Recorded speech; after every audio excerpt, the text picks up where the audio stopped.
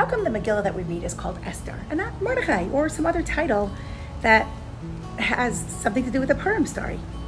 I'll tell you why. Because Esther specifically requested that her story be written down for all eternity and passed down from generation to generation to encourage us to tap into the strength that we have within, to the courage that we have within, because it is the same strength and the same courage that Esther portrayed when she lived in the palace.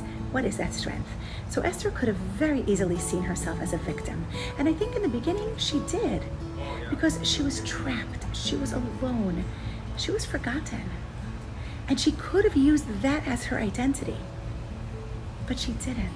She stepped up and she realized, 1 minute, I'm not a victim, I'm on a mission. I am experiencing everything that I am going through because there's something so important that I have to accomplish. Esther stood up and she stepped into her identity and embraced who she was, because she knew that she was on a mission, and that is the reason she was experiencing everything that she was going through. This is such a powerful mindset shift for us, because we too have that choice. We can choose to live our lives as victims, or we could embrace who we are and we can step into our identity and step into our mission. And when we do that, we adorn our big day malchut and we become the queens of our lives and the queens of our stories.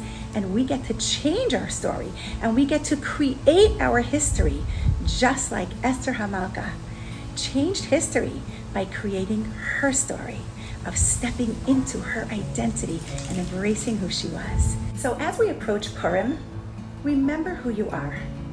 Tap into your inner strength, your power, the courage that you contain within, so that you can change your history and you can rewrite your story and you can become that queen that Hashem created you to be.